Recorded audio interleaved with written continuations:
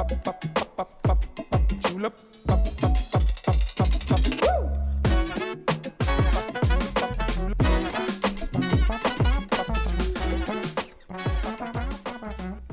What is up, everyone? We are back with another episode of the Evan Growth live stream. Today, we're going to talk all about Webflow community growth and how you can step up and be a leader in this space. We're going to talk about the global open house, which is coming up. We've got a lot of cool nuggets. We're going to introduce the main panel. We got some sneak peeks of what's coming on that.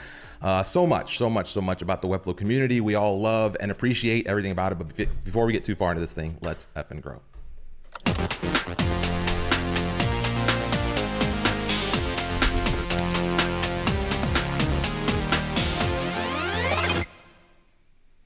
Somebody remind him to breathe, ladies and gentlemen. Somebody remind him to breathe.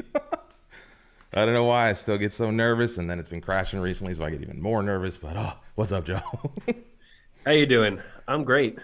Ready to talk community. Yeah, so much to talk about today. There is. Yeah, let's see. We have a ton to get through, but before we get deep into it, we wanted to showcase the upcoming open house. So before we even say hi to anybody in the crowd, before we go over anything too much further into this, let's jump into what's coming up March 24th. So we've talked about it a little bit before on the show, but this is the official, like, here's what's coming. Last year, this was like the buzz of the year. There weren't a lot of networking events that felt like this last year. Super cool to run into and bump into everyone at this event. So we've got all the details coming up. We're going to introduce the main panel. So the topic today, for the open house is about why why no code and community go together like peanut butter and jelly, right? So is there a reason that no code marketing, no code software development and community marketing is taking off at the same time? Is this just a coincidence that these things are kind of like gaining momentum? Or is there something bigger at play? And so we're going to get together with some of the top folks in the no code and community building space. And some of our favorite faces are in here. Some of y'all know KP from Be On Deck, the program director of Be On Deck, also known as the Build in Public guy. Let's jump into these Twitter profiles.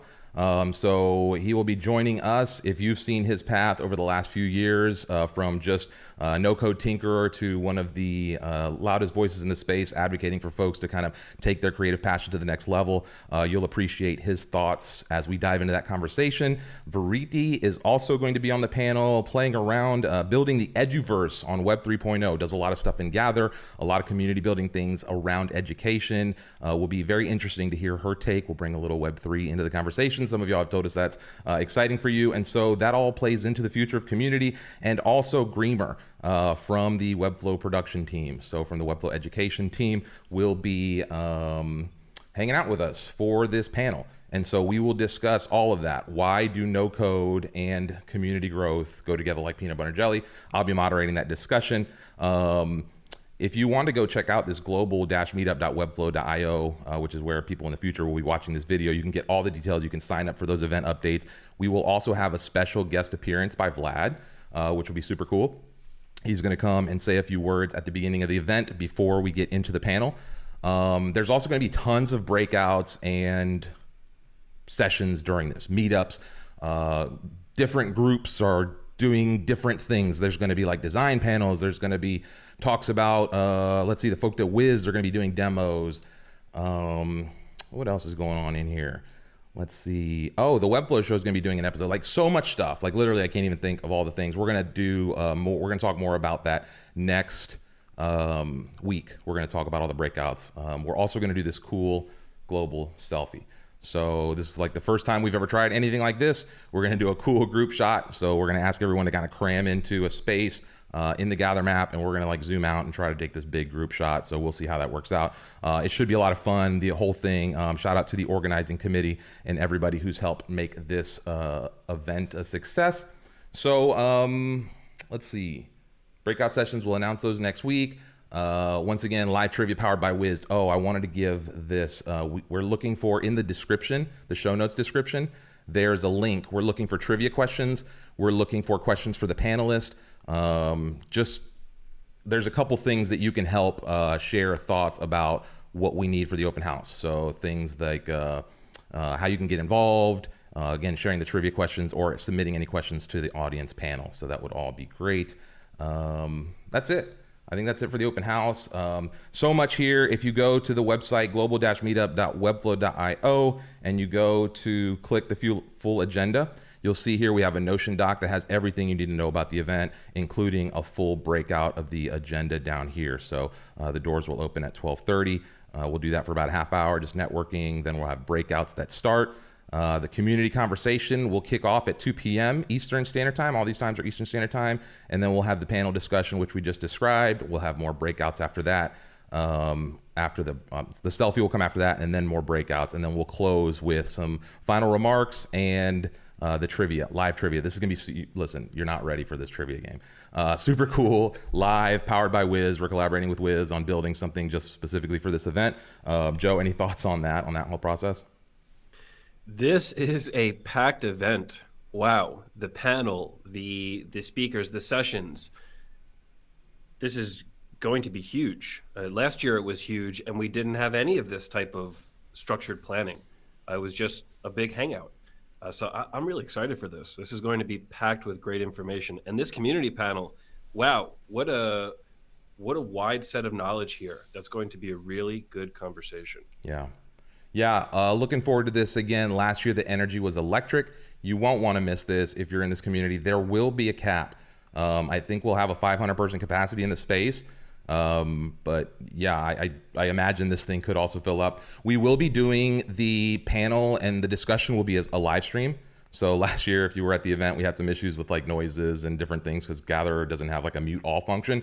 So we're going to do like the main panel will be streamed out. The words by Vlad, all that will be streamed out so that people can watch that after. But we'll be streaming it into Gatherer, out onto YouTube, so you can watch in the space, out of the space. But the goal is to come and network. If you want to meet up with other community leaders, if you're a group organizer and want to spotlight your event during those breakouts, we still have plenty of room for breakouts and different things to add to that panel and to this information here. So yeah, just reach out. All those links are in the description, but we'll move on to the next topic, Joe, which is that, productivity series. Oh yes, the productivity series. Okay, we have released a new video, and we're going to continue releasing these videos on productivity improvements in your Webflow workflow. So we have Emmanuel on the Finsweet team giving you some really good knowledge about how to work faster and more efficient inside Webflow. We're big on this because we work on a lot of projects. We want to build as many sites as we can. So the quicker and more efficient we can be in our projects, the more we can grow as individuals and as a company. So definitely check this out. There's probably something in here that you don't know. Even if you're a pro, there's got to be one thing that is new to you. So definitely go check that out. Yeah, and that's a new video once a week this week. So literally every day this week we will be doing a new video. I wanted to answer a question from Tanette here real quick. Is there a sign-up form for this event? Yes. If you go to global-meetup.webflow.io, again, the link is in the description of the video here. You can sign up for event updates right here. And excuse the page layout here, I was super zoomed in. But you can sign up for updates here, and what we'll do is we're gonna send out updates as we get closer to the event. Because there's gonna be limited capacity and the way this is playing out, it's probably gonna be like a show up at the door and first come, first serve to get into the space. So I don't know that we're gonna do anything major ticketed wise. So anyway, if you want details, if you wanna stay up to date, if you want like all the latest information about the open house, for sure go to that page and sign up there. There's I think probably already 100 people signed up. We haven't even started marketing this. We have all the people from last year and everybody else from the community. This is going to be huge.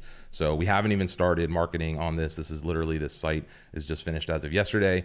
So yeah, that's plenty more coming there.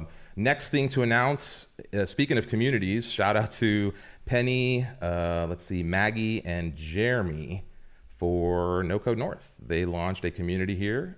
They have been part of our community for a long time and wanted to start their own meetup group. So they built a dope little website in Webflow, of course. So shout out to them for putting together A great little community. And I'm sure many of you know Penny, Jeremy, and Maggie. They felt compelled to do something for folks up in Canada. I think is this Weglot they might be using here? Nice. Okay. Look at them go. So yeah, cool to see other little communities popping up. This is what this open house is all about, is coming and learning about these types of things that make the community so great. So Joe, you want to take the next one? I do. Like the video and subscribe to our channel. That's next on the list. If you're not subscribed, if you haven't liked the video, please give us a like, give us a subscribe. We're seeing YouTube like us more, which is really cool. And we're seeing spikes. YouTube is giving us spikes of people showing our live video on the dashboard. So when you like the video, when you share the video, when you subscribe, YouTube likes us more and more, and we can reach more people. So it's important. Please do it for us. It really helps out if you find value in this show. Nice. And next we have Joseph Berry on the Webflow show. Go check that out for sure.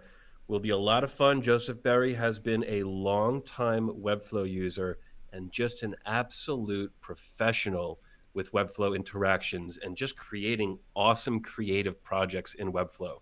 So if you want some knowledge, if you want to really speak to a pro, definitely check that out. He is great. And the Webflow show, they do a great job. Nice. Okay, next up we have the folks over at Edgar Allan are doing Twitter Spaces en español. Para los que hablan español, pueden empezar a comunicarse con los de Webflow. So very cool to see them putting that together. There are a lot of Spanish speakers in our community in this space altogether. I am a native Spanish speaker. Many of y'all don't know that about me. I'm from Puerto Rico. So yeah, cool to see that happening in the space. Other folks in other languages. We will see a lot of this at the open house. German meetups, Italian meetups, meetups from there's people in Israel, there's people in UK, literally all over the world. We will see folks, so that's cool. Also, Webflow is doing some live support hours. So there was something interesting actually that I saw. Webflow Education Community Team is how they're wording that, and that was officially pulled from their YouTube description. So I thought it was interesting how they're labeling the community under the education here. So I don't know if those are the same or different groups, but let's keep an eye on that to see how they do that. But yeah, Parker will be there, Lacey will be there, Nelson will be there. They always do a good job with this stuff. Anyway, so if you need help with Webflow support, there it is. And this Thursday, we're going to have fun and jump into my Webflow website. So our WordPress website. I have a WordPress website that's ancient. It hasn't been updated since 2018. It has, the sites are up, it's up to date. I just haven't like redesigned it. But I want to show like the plugins it takes to run the site, what's in the guts and why I haven't moved it to Webflow. Y'all have expressed interest in some of that stuff. So we're going to dive into that and have just a fun discussion about everything that's going on the back end of those websites. And lastly, we just wanted to finish with this thought. It is the International Women's Day. And so shout out to all of the amazing women in this community who make it so special. I know so many of you out there work really hard to just make this so welcoming, and it's cool to see all of that playing and growing in the space. So shout out to everyone out there who is, yeah, pushing that along inside of the community. So, okay, disclaimer. Let's get into it now. Now the serious stuff starts, Joe. Disclaimer. Okay. First disclaimer of this episode, the Webflow community is growing fast. There's a lot of people doing this. You're not going to be the only person with a little community or with an initiative to help the community. But there are lots of places to stand out. Because the community is growing, that also means there's more opportunities to connect with more people. So focus on trying to make an immediate impact to start. Don't try to do this big, giant, grand thing that takes years and years to happen. Try to go in, do something, and just offer a unique value right up front. That's disclaimer number one. Yeah. You want to take number two? Yeah, try to find where the people aren't, going back to disclaimer one, and then start small and take it slow. You're not going to just jump out of the gate and be the superstar. Every once in a while, you'll see somebody come along and do this and take the community by storm. You'll be like, holy cow, where do they come from? Odds are they have some background somewhere else. They had some pre-work. They had some foundation laid somewhere else, and they carried that momentum into a new space, or something gave them that advantage that you just can't see. So just be real with yourself. You're not going to come out and just guns blazing take like have 100,000 person community tomorrow. But you can start and slowly build to that. You can start with a couple hundred. We've seen many people do this. Grace Walker recently, the Webflow show, Webflow parties. We're just seeing No Code North take off, right? So we'll see. We'll check in with them in a few months and see where they're at. But this is happening all over the space. We're seeing tons of this. And so it's there. Don't be discouraged. It just takes a little bit of settling into and to find your groove. You may try some things here and there, and maybe you find that one works better than others. And so it's just trying to figure out what it is that's comfortable for you with connecting to the folks that are going to help you like build that community, right? You just have to find one person, then two, then three, then four. Don't try to find them all at once. So yeah, just that's the thought. So. You know, all of this community talk, it has me thinking back a few episodes when we described the Webflow community as an ecosystem, and that there's things that can grow inside of the ecosystem. And then when an ecosystem gets big enough, there can be something else that grows inside of that ecosystem. And that's exactly what we're seeing here.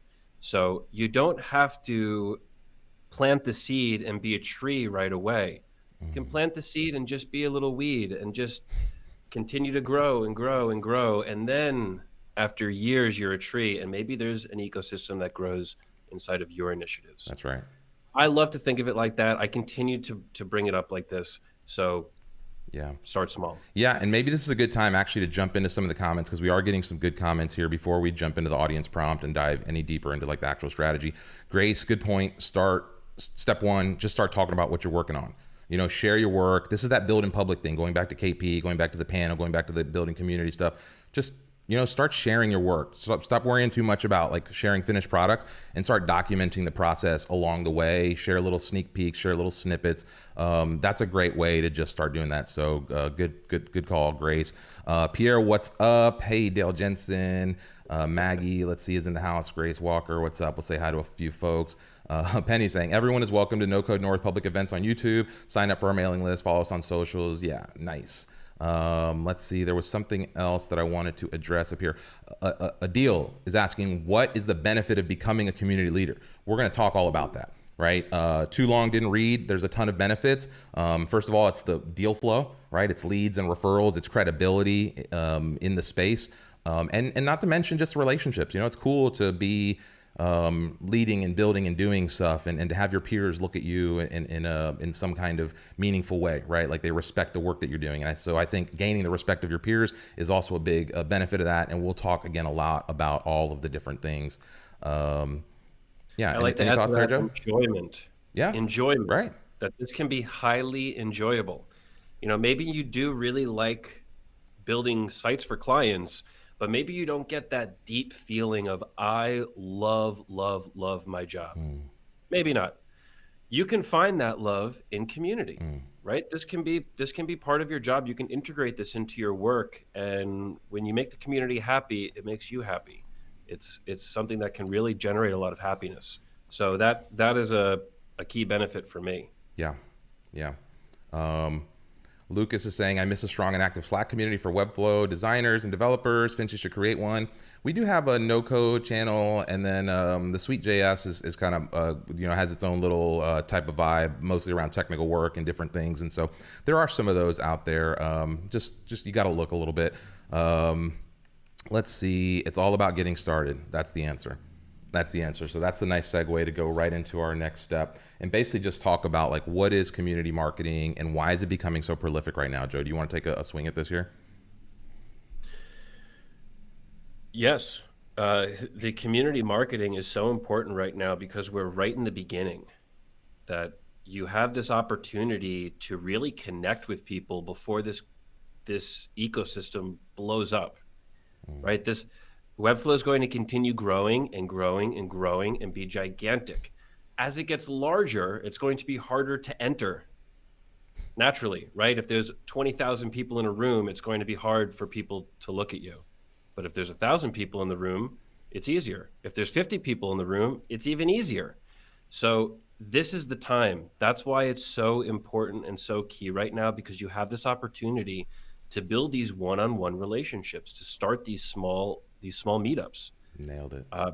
Yeah, that's it's the time. It's the time. Timing is very important. Yeah, we're still, you may you may see this space has evolved. You may be just coming into the Webflow space and be thinking like, "Oh my God, look at all these things that are happening." But really, like it's just starting. And you could start tomorrow and in 6 months or a year from now, be in a place to be well positioned that as this thing takes off, it just becomes explosive for your business for a number of other reasons, which we'll dive in through during the rest of the episode. I always go back to, again, making comparison of what I saw in the early WordPress days. And if you look at the WordPress community now, I don't like, it's a wild prediction to think Webflow ever gets as big as, WordPress. But just as a microcosm, if you look at the scale of that, and there are communities inside of that WordPress ecosystem that are as big as the Webflow community is right now. Right. And so one day Webflow will grow and take more of that market share, and these small communities will grow and expand with them. And so you can grow right alongside that. Right. And in 2-3 years from now, the communities that will be leading this charge may be completely different from the ones that are leading the charge now. Right. Things change. People's priorities change. Businesses change. Just lots of things change. So don't just think that this is impossible, but also know that the longer you wait, the harder it is going to be to break into that space, because there are people sitting around looking at this eagerly thinking like, what can I do to be the best? And the more people get in there and do that, the more it's going to be harder to just break into that. Go ahead, Joe. Do you know why people are doing it right now? This is becoming so popular, this marketing, because it's actually working. People are finding that their involvement with the community is actually providing real business results. So people keep doing it, right? If Finsweet had a really hard time getting clients, if we were just able to pay our people and just, we're in a bad place financially, we wouldn't be able to do this, what we're doing right now. We wouldn't be able to do all of the initiatives to interact with the community. Right. But it's working. The more that we do these product and community initiatives, the more leads it brings. And it's not just Finsweet. This is happening on a tiny level too. And when I say tiny, I mean an individual who just started this year in Webflow, starting a little micro community. And this is bringing leads and business to that person. And this process is working. Yeah. That's why it's popular. Well, and if we go back to how like our relationship formed, like Finsweet wasn't doing as much in the community space as Joe probably wanted to be, because he was doing exactly what he was saying. He had to build the websites, he had to do the things and generate the leads. And that wasn't his primary skill set. But here I was doing lots of community stuff. And for me, the community stuff was more important than agency stuff. Video was paying the bills. There was lots of other things. And I had fun. I enjoyed kind of doing some of this community stuff. And it became, like a smart move for us to say, hey, what if we did some of this together? And so here we are. And so you never know who you're going to meet on this journey, right? Joe and I met through Twitter or through the online forums, through I think some clonables, comments on clonables, right? And so that evolves into different things. And so you never know who you're going to meet in this community and where that relationship is going to evolve over the next few years. Brandon says it real well right here. Starting a Webflow community in South Africa over the last year and a bit has been the fastest way I've been able to learn, connect, and grow.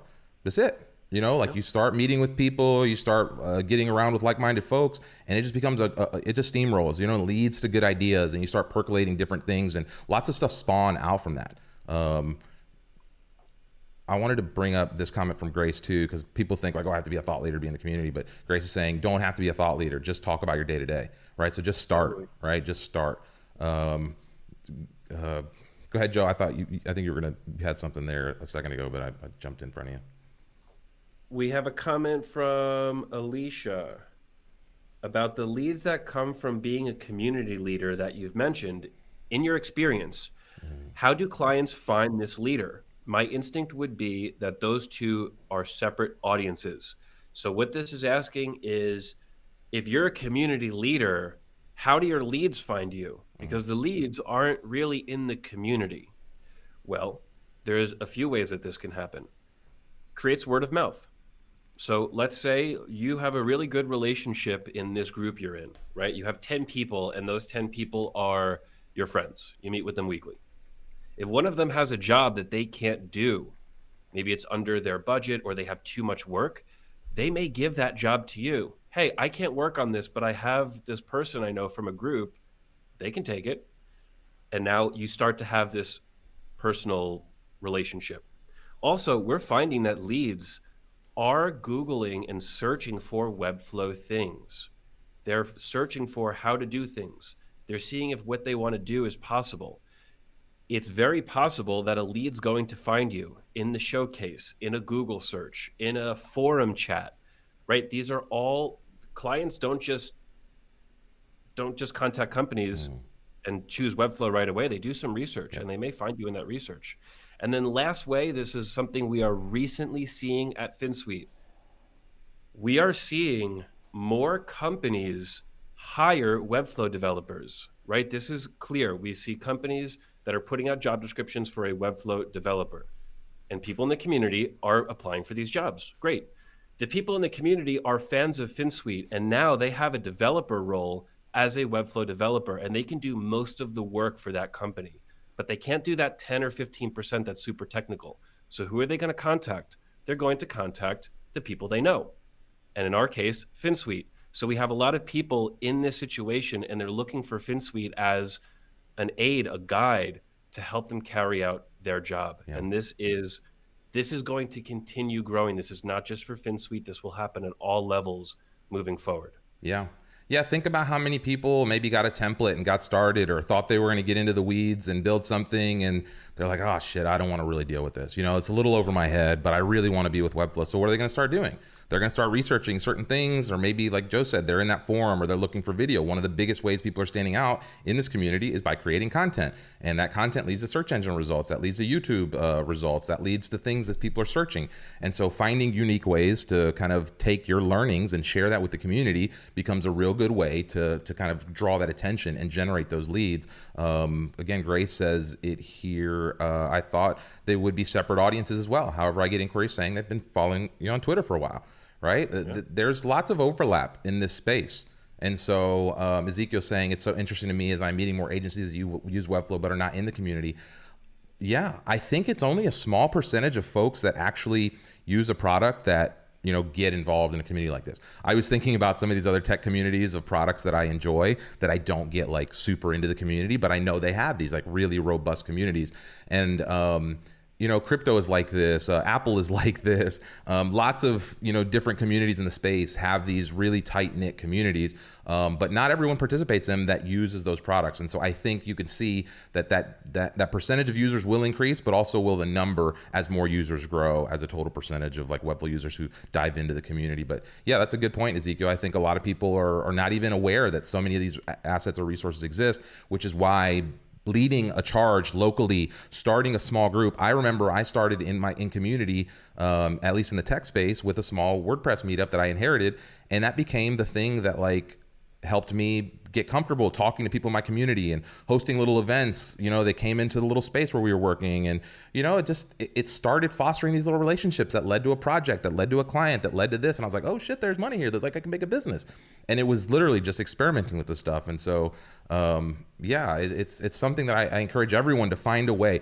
And that doesn't mean you have to like lead the next big community. You could just get involved in a community and be helpful. You could join a committee and help plan an event like the open house. Right? Those folks, not all of them have their own massive communities. They just want to get involved with our stuff and help plan those events. And so there's lots of ways you can get into the space without necessarily being like elbows deep, if you will.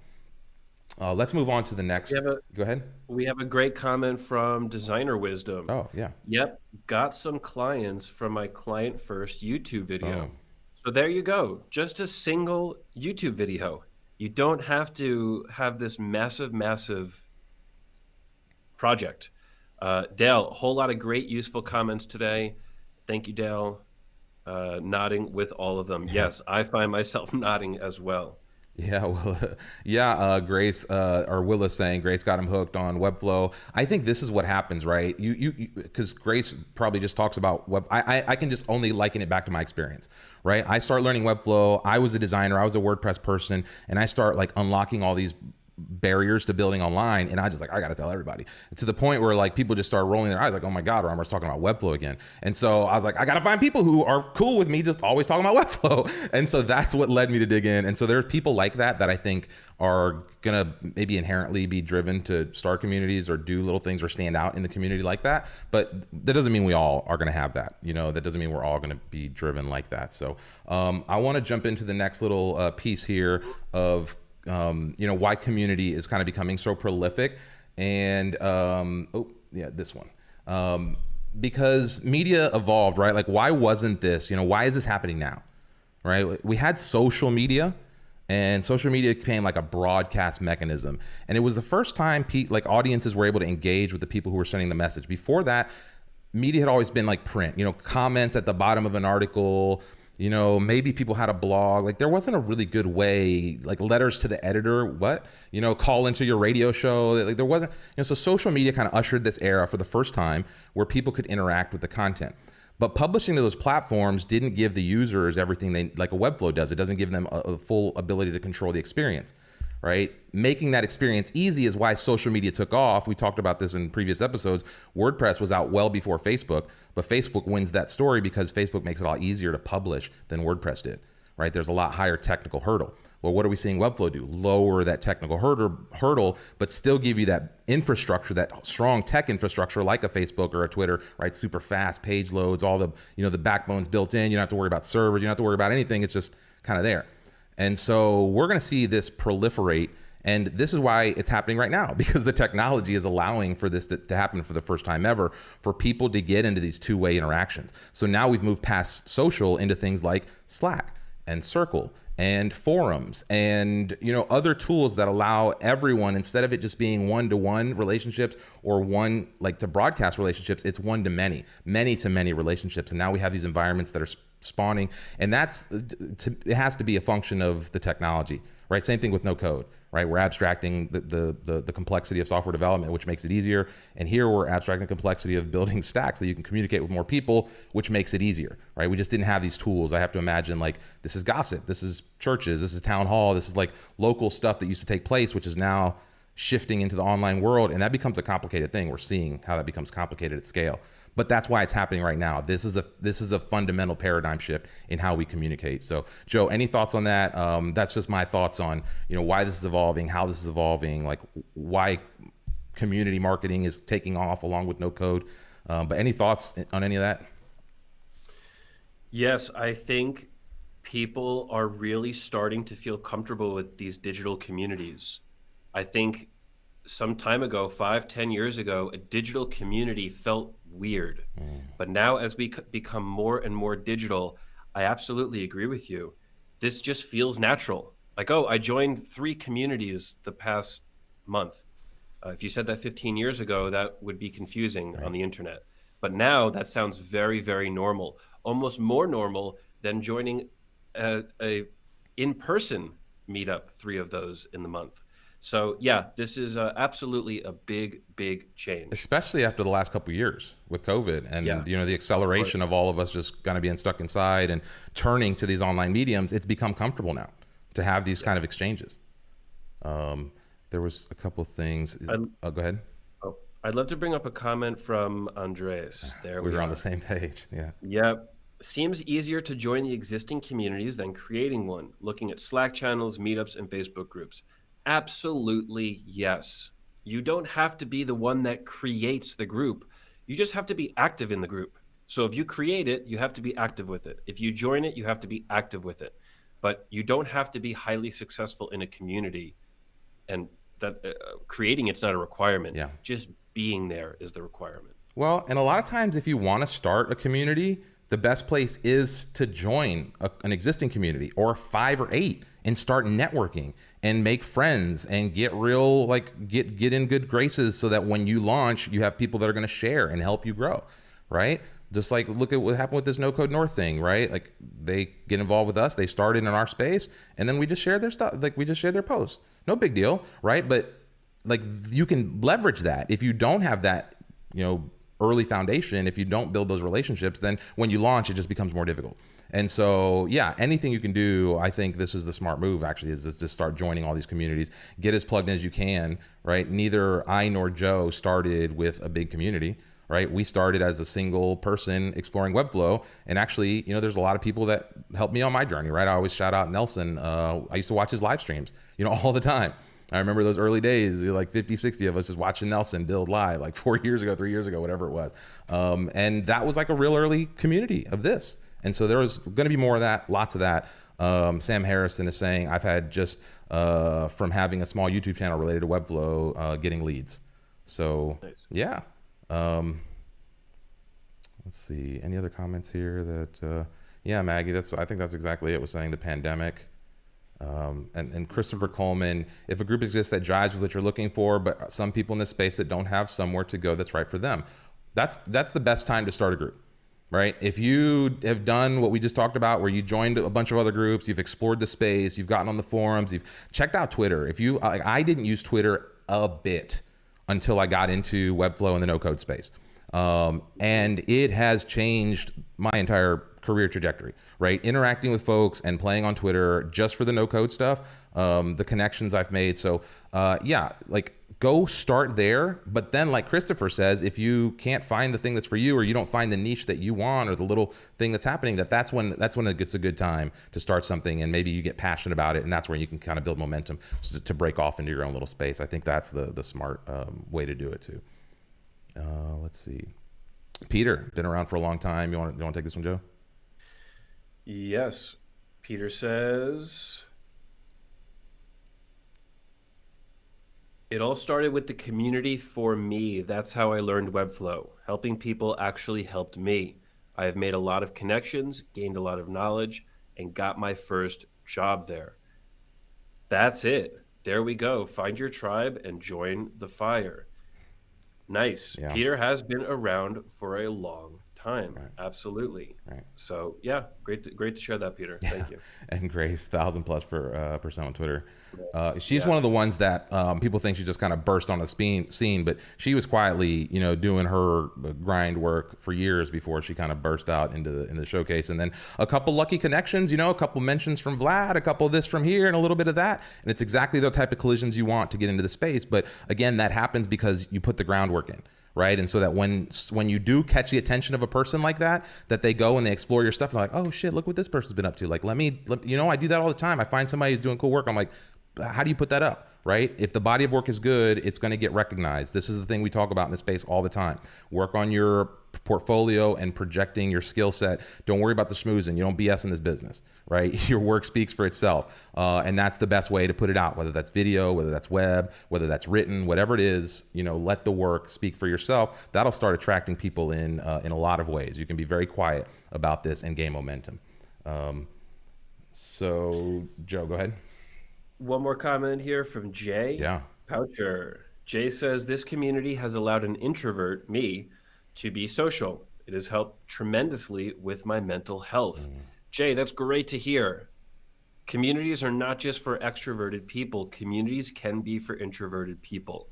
If you find a friendly community that is open to conversation and just friendly with how they communicate, this can be a really good opportunity for an introvert to go and communicate and collaborate with people.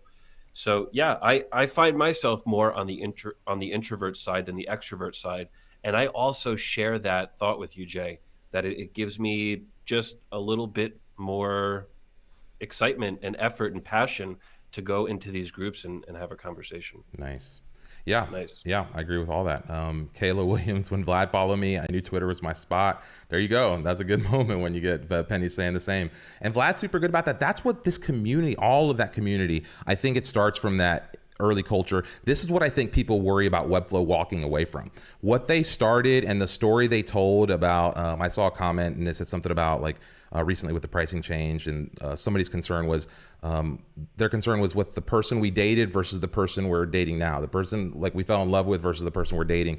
And Webflow risks losing that if they step away from this community stuff. This is where they were really strong, is that empathy. There's a deep culture of empathy at Webflow. There's a deep passion for wanting to like democratize creation on the web and make the web beautiful and do all these things. And I think we're seeing as they scale and grow, it's getting harder for that kind of that message and that level of connectivity that they started with to stick throughout all these scaling processes. This is, like this is going to happen. But this is what's amazing about this industry is that, and this whole space is that so many people are willing to help and push you up. And like it's prolific, whether it's coming directly from Webflow or from people in the community. I think it's just, like it's something that's special about this space, and I think that comes with, again, unlocking that creative potential and understanding like, holy shit, look what I can build. And you want other people to have that, right? It's like you want to share that with as many people as possible. So, and that's not going to slow down. That's going to continue to go and scale and scale and scale. Where is this? I feel Lucas was saying, I feel there's so much demand for Webflow at the moment. My first 2 clients came up from a random post, made a local Facebook group, and didn't have a Webflow portfolio finished by then. I didn't have a Webflow website. I still don't have a Webflow website. My website's in WordPress. I still get leads all the time that I send over to the team. They come from Webflow. They come from all the clonables. They come from these videos. They come from all sorts of stuff. So yeah, Joe, any thoughts on just this growing, how it's going to continue to grow? Next, we're going to talk about how to break in, how to stand out, and how to turn that into money. So the last 3 points, we're going to finish strong here with how to break into this fast growing community, how to stand out in that community, and then how to turn that community into revenue. So Joe, any thoughts before we jump into those 3 topics about just how fast it's growing and the demand here? Yeah, demand is growing incredibly fast. We said it earlier in the episode. When you start your community is going to naturally grow with the growth of Webflow. Very important to understand this, that we at Finsweet, for our community, we're not putting out advertisements. We're not in AdWords. We're not in Facebook. We haven't spent anything on advertising because Webflow is spending that on advertising, bringing new people to the platform. And as Webflow grows as a platform, the community grows. And then our community grows. It all funnels down, just like the ecosystem. When the grander ecosystem wins, all of these smaller ecosystems inside of it will thrive. And that's exactly what's going to happen as we continue to see the growth of Webflow. Yeah. People say that stuff all the time. They're like, I've never seen an industry where other agencies promote each other. They've seen some of our collaborations where we do stuff with like Edgar Allan, or Refocus, or we do anything with like other freelancers, and people are like, oh, what is that? And this isn't a fixed size pie, right? This can expand. This isn't a what am I? There's a phrase I'm looking for here that I can't think of, but it's going to grow. That the pie, will grow with the more people that come. And so there's a ton in here. And I wanted to actually address Lucas's comment here. I also noticed people are more willing to help and collaborate on the Webflow community as there's better quality professionals than WordPress. I want to probably bite back at this a little bit. I think it's because we're still so early. The folks who are passionate about the Webflow community right now are the people who love and really admire this product and the thing that comes from it. That's why they've become so vocal, and that's why they tend to stand out. Just like Webflow is having problems scaling from 60 to wherever they're at now, 400 or 500 employees, and maintaining that initial early business culture, this community will do the same thing. As this community grows, it will deteriorate a little bit where it won't feel as tight knit as it will, because communities will kind of branch off, and you'll see kind of different communities and different places break off. And I think that's what's happening in the WordPress community. I don't think it's lesser quality professionals. I think that there's just so many people in the WordPress community. It's easier to come across people who do shit work in WordPress than it is to come across people who do really high quality work in WordPress. And in the Webflow community, that will happen as it expands. As more and more people come into Webflow, more people will come and do shit work in Webflow. And there will be people that do great work also in the space, but those numbers will both grow. And so then you might be able to say the same thing, that there's shit people in the Webflow space, and it wouldn't be fair to the industry. So I don't want to say that about WordPress. I think there's lots of great professionals in the space. I think it's just a massive community. And so just thoughts on that. Anything there that I triggered in your thoughts, Joe? I agree with that completely. That makes total sense. And yeah, Alicia says here, we're still in early adopters enthusiasm phase for Webflow. I like that. Yeah, I agree. Absolutely.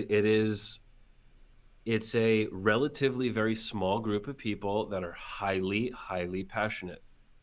about this platform. Yeah. Nice. Zero sum game. Thank you, Ezekiel and Rangan. Yeah, that's what I was trying to say. What's the word pie? Yeah, zero sum game. Pierre, it's also up to us as a community to make the pie even bigger by making amazing Webflow sites and showcasing all what's possible. I think that's why this community is growing, right? Clonable sites and the ability to share that work and dissect is something that like is just not possible in a lot of these other platforms. And so I think that drives a lot of what you're saying, Pierre, because, you know, I learned like that. I'd see something somebody built and I'm like, oh shit, I can clone this? Okay. And then I go and dig and I'd be like, oh shit, how did they do that? All right, okay. Yeah, oh, nice. Okay. And then I would like go and build my own little thing and try to replicate it. Or I'd try to like play and experiment with it. And then whatever I build, I'd be like, hey, come clone this. And then somebody would do the same thing. And that creates that virality that is making this community grow so fast, along with the well-natured spirit of the fact that it's built by mostly creative people, and creators are very empathetic. And so that empathy seeps into the community, which means they want to see everyone succeed. And so it's just, you know, it's like a feedback cycle. And Brandon's saying competition is old school, collaboration is the future. There's still going to be competition, right? We've seen it. We've done competitive analysis recently. We saw Wizardry just launched Wizardry 2.0. I think they took some of the feedback and, you know, they pushed their product forward. We saw when we were doing our comparison of the attributes, Chris Spags releases some, some updates, right? Like literally in real time. And so this is going to happen. You know, we're going to push people forward. People are going to push us forward. You know, that's the competition that I think makes a space great. But in that realm, the whole ecosystem grows, and that ecosystem growing is really what we're looking for here, and that's what we're excited about. So yeah, thoughts, Joe? Any other? Give you some. Yeah, some great comments. I'm reading the comments here. Abhi posted this again. Let's bring it up. Yeah. I'm from Nepal. It's hard to get good paying clients here, and I wanted to get into Webflow so bad. I joined the forum, started sharing solutions, and within a few months, I received my first Webflow work. So that is really nice to hear. Remember, you don't have to build websites in your geographic location. You can. A lot of people like that. But if your geographic location is not ready to use Webflow or ready to use your services in Webflow, you can branch out anywhere. The world is very large, and the forum is going to give you that platform to show your skill and show your knowledge. So yeah, Abhi, great to hear. You can see as simple as that. You don't even have to create a community. You can join a community, the Webflow forum community. So nice, great share there. Yeah. Let's say DK Jux. I have a $130 bill coming to renew my hosting. Is Webflow going to be comparable? Yeah, I mean, it's pretty close. We've done episodes that talk about the cost of Webflow. You can go check their pricing page. I think if you compare like, you know, some high quality WordPress hosting to Webflow's cost, there's not a ton of difference there. Some people might complain about the pro plans or the growth plans or whatever, but I don't think so. I think it's all reasonable for what you get. I think it's a great value. I think I'm super bullish on Webflow and their growth over time with all that. So yeah, speaking of community, come on November in person, no code conf. I know we're all about that. Yeah. Okay. Nice. So let's jump through these last 3 points real quick. How to break in, right? How to break into the space, how to stand out, and then how to monetize that. So let's dive into these 3 points.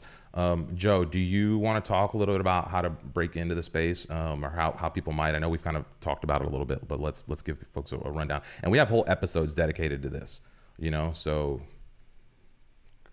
I'll reiterate some of the things we said earlier, some good items you can hit right away. Go sign up for Twitter and just start posting about what you're doing. Start sharing the work you're doing. Start sharing your day-to-day. Very simple, doesn't require any research or knowledge. Just share your progress. People really like to hear that. It motivates them. You can also join another group. You can join the Webflow community forum. You can join a small community. You can join the Finsweet community. You can join 20 communities. There's no limit. Just be active in a community, right? Don't join a community and say, now I'm part of this community and never do anything with the community. That's pointless. You have to be active in that community, and that is when it's going to pay off. Those are 2 good ones. What else? Yeah. What else can we do? I would say from my perspective, to break in is to find like the one thing you can do that other people aren't, you know, or find like just a little channel. It doesn't have to be like I wouldn't find a small channel where it's people kind of talking in a silo by themselves. Find a branch of something that's connected to a bigger tree, right? So find a community that you can enter the space that then as you get connected to folks will lead to other folks, will lead to other folks, will lead to other folks, right? And this is a good sign of a quality community, is that, you know, like there are multiple branches to get plugged in. So Webflow, you know, might be the parent, actually no code might be the umbrella. And then, you know, Webflow fits inside of that. Many of us are in the no code space and also the Webflow space. And so a lot of those relationships overlap. But then a lot of us are in the Finsweet community, and maybe you're in, you know, the Flux community, and maybe you're in, you know, like, I don't know, some other community. And so those all also cross orbits for specific reasons. And so find places, I think, where you can get involved at a low level in one of those communities and like start, you know, figuring out how to make a connection to get to the next branch, to the next branch, to the next branch. And to me, that's like, you know, that's how you start leading, right? Is you start providing value to individuals. Right? Help someone. Don't look for like, I don't listen to a lot of Gary Vee, but I remember one time he was talking about Twitter, how to get active on Twitter. And he said, don't try to start your own conversation. Go join prolific conversations and leave an interesting comment on somebody else's conversation and watch how much traffic trickles down because somebody sees an interesting post. And as they scroll down the comments, they see your thing and that drives them to you. And that's going to generate a bigger audience than you tweeting out into the nothing. Right? Because the way the Twitter algorithm works. And so it's the same kind of thing in Webflow here. You don't necessarily want to just go start spitting out clonables, you know, because if a clonable gets published and nobody sees it, I don't know, tree falls, okay, bad analogy. You got to find a way to make sure you have an audience for the work that you do. Right? And so that's where go help somebody, go provide support, go start answering questions in the forum. You know, go start lurking around some of the communities and finding out where you can provide value, and you'll start seeing doors that you can walk through to elevate yourself a little bit. You know, you'll see an opportunity to present at a thing, to share something with a group, to do a show and tell, to whatever it is, right? And then just keep stepping up, right? Keep stepping up from there, right? Now you've broken in. Now this is where it comes back to your work. You know, so how do you stand out from the crowd? Well, now your work should start speaking for itself. The value you should provide should be beneficial to where somebody's like, yo, I just got this clonable. You got to check this out. You know, hey, look what I just got here. You know, maybe you could do this too. Or somebody asks them a question. They're like, I learned this from so-and-so. Check out this video. You know, and so that then is how you start standing out, is again, delivering the value. Because anyone can break in and give you that little charlatan, I'm the, you know, the pretty face, I'm the new hot, you know, the new kid on the block, and they can come in and make a splash. But if the value doesn't stick, it's going to fade out. Right. And so the consistency has to be there. And that's where you really grow. Right. You're not going to grow exponentially if you're not delivering, you know, value consistently over time. That's really what builds the stickiness in all of this. Joe, any thoughts on that? Key word there is value. If it's not valuable, it may not be worth your time to do it. So you can release 100 clonables if they're all just a header component. Is that really valuable? Is somebody going to clone that header component and say, wow, this is so valuable to me? Probably not. There has to be probably something in your clonable that somebody says, wow, I learned something new. I now have a better process for this. I can now use this directly on my new project. Valuable. Just remember. And when you're in the groups, valuable too. Really, really important. Don't just show up and say hello to people. Go and work on something. Go and create the graphics for some hangout. Go offer to run some event inside the company. There's just so many things that you can do and really try to provide that value for. So super important word there. Don't just show up and provide value. Yeah, Daniel's saying this here, Daniel. I'm in so many tech communities that it's getting hard to actively participate in all of them. Yeah, I think that that can be good and bad. Good in the context that I think you should probably do that early on so that you can get exposed to a broad variety of communities and kind of see, because, you know, different communities have different characters and vibes, and, you know, like you may want to explore a bunch of them to find which is the right one for you. Once you do find those couple communities, I would encourage you to just go all in. You know, find out how you can lead a chapter, how you can take more responsibility, how you can do something as a small step. and then maybe that leads you to starting your own group. So yeah, I would say, Daniel, that's a good thing, but maybe balance that and making sure that you're just not hanging out with that. Lucas is saying, where can we interact with people in the Finsweet community? All over the space. This live stream is kind of the hub for that, but we do meetups, and we do like show and tells. We do live support hours. Like we do all sorts of different things, and we have a couple of different Slack channels. So the thing is, we don't really we're not broadcasting, we're not trying to build the biggest Webflow community, right? By like technical numbers. We're trying to build like the community that empowers the most people to make money with Webflow, the most meaningful relationships. And so we don't just you won't see a lot of big signups like join our community and join our Slack. It's like get involved with the project, come into one of the initiatives, get, let's build a real connection, and then they'll bring you into the space. And through that, you get these invites. So coming to things like the open house, getting involved with things like the show and tell and different stuff like that. That's how you get involved with the community. And Jay is saying, I need an analogy quotes post on hand to reference. Yeah, I'm pretty bad at those today. Oh, Kayla, try to start with your own common pain points and start talking about them. Most likely people will relate. Yeah, 100%. Okay, Lucas, I provided for the Finsweet community by sharing a UFO video. Yeah, it was either a UFO or a plastic bag floating in the air, but we'll go with you. And then Joe, let's talk a little bit about this, right? Turning that community into, commerce, right? So when should people start charging? How do they charge? A lot of this community stuff, it's difficult to charge for, right? Because you also limit your growth. If you slap a paywall on your stuff too early, maybe you only get a small trickle. Whereas if you left that off for a while, you could find a way to build momentum and then siphon some of that off for commerce. And so this is like a balance that everybody comes up against, right? Is when do I try to monetize my audience? How do I monetize my audience? Which way, what are the best ways? So Joe, do you have any opening thoughts on, when and how people should monetize their communities? Well, I would say don't think about it when you first start your community. This should be an afterthought. I don't think you should go into community efforts with revenue in mind. If you do that, your community efforts may come off as unauthentic because you're there for the money. You're there for this long-term growth. What I would recommend is start thinking about turning this into money after you have your bearing, after you are in groups, after people know you, after people are comfortable giving you money.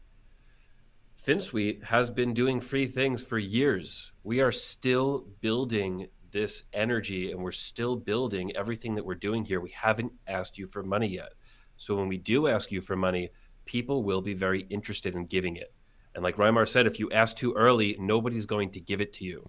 So if your plan is all around the money, you're not going to get to that point where people fully trust you. That's how I like to look at it. So let's assume you've grown your small community. Now we get into ways to monetize the community. This is really different for every person. There's a way to do paid memberships. Let's say every week there is a hangout, there is a teaching session, there is a free clonable that you can have. You can have an asset-based library, something like a Reloom library. Right? They have done a great job building this product, providing a really valuable tool, and then selling it. And they have built it on the base of client first. So they already started with a bit of a community, right? Really, really nice way to do it. Have some valuable thing that people want to pay money for. Right. Yeah, I think that's it. That's the premise of business, right?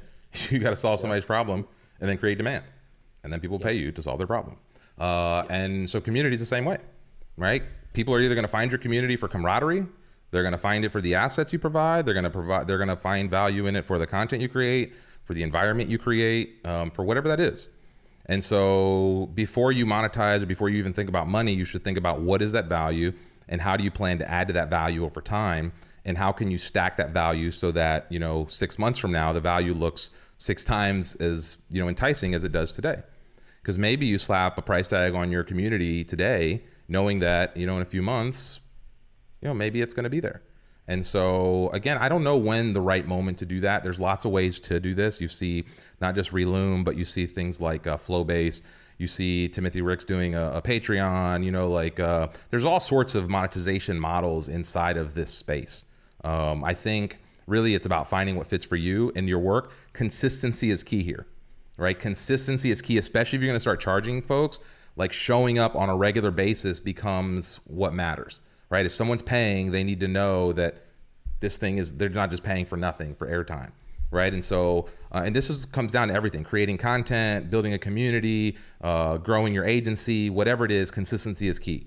Quality of work and consistency, showing up day after day after day. Like, you can't help but be successful if you just do that, right? If you create consistent work day after day after day, and you show up in this community, I promise you, you will get noticed. You cannot not get noticed, right? It's true. The way the showcase works, the way the Facebook group works, the way Twitter works, like somebody's going to spot you.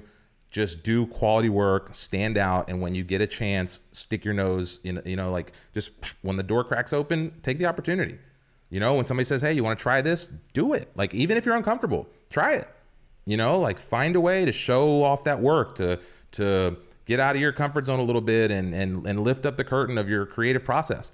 And if you want an easy way to do that, come to the open house, March 24th. We'll end the show talking about what we started. The open house is specifically for this, right? The setup for the open house is to help people get into the community, to help connect organizers with people who are interested in getting in the community.